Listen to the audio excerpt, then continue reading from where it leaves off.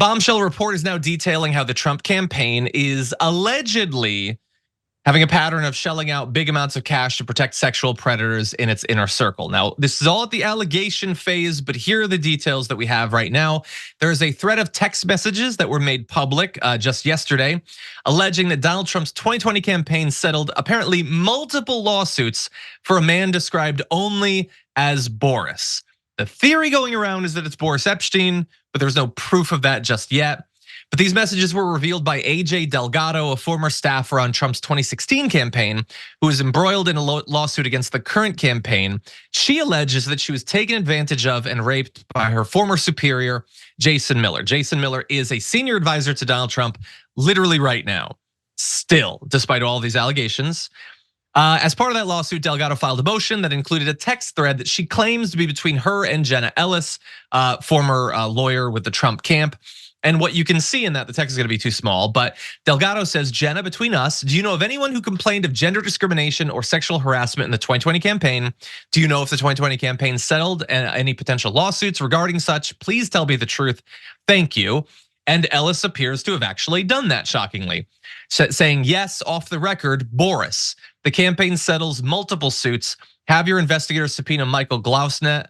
I will of course tell you the truth. We may not agree on everything, but I support you.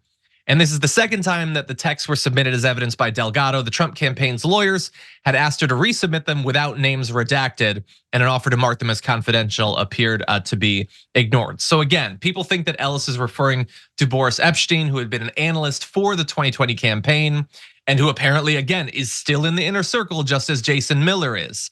And so we don't know exactly what those lawsuits might be, but if it is Boris Epstein, he had been accused of repeatedly groping two sisters at an Arizona bar in 2021 until a bouncer and cops intervened to remove them. Epstein was slapped with a trio of sexual misconduct counts, but they were later dropped, and he instead pleaded guilty to a disorderly conduct charge. He paid a fine and agreed to go on probation, but served no jail time. According to the women, he had gone up to them and touched them inappropriately, grabbing them by their waists and pulling them to his crotch. And maybe we'll get into the other historical sexual harassment suits that were made to simply go away. So again, all of this is at the allegation phase, but these two guys are still in the Trump camp.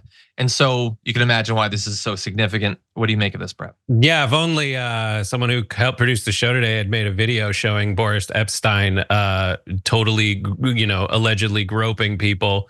That was supposed to play immediately faster than it is right now on my screen. However, yeah, Body Cam Central on Facebook, you can see it on the breakdown Facebook page. You can actually watch the body cam of that day of Boris Epstein absolutely getting detained by police officers so that he has to sit down after the allegations that night. It was actually inside the bar itself. They caught him that night and sat him down. You can watch the video. Yeah.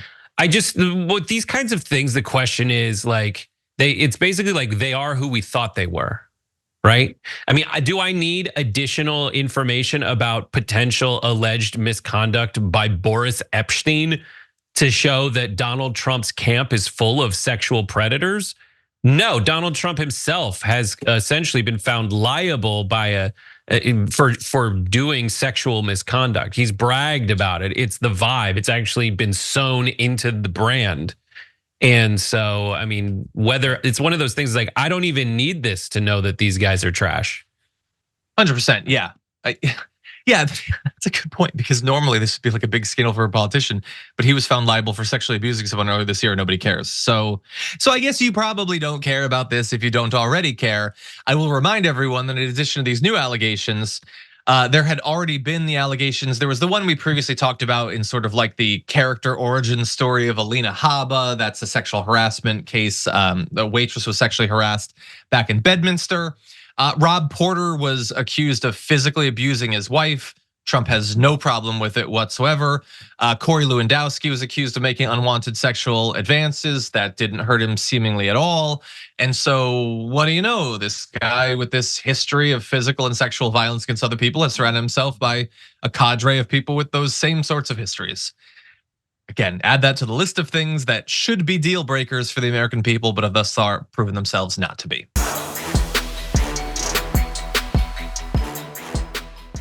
When you click the join button and become a tier 2 member, you get access to all of our weekly top 10 lists. What are you waiting for?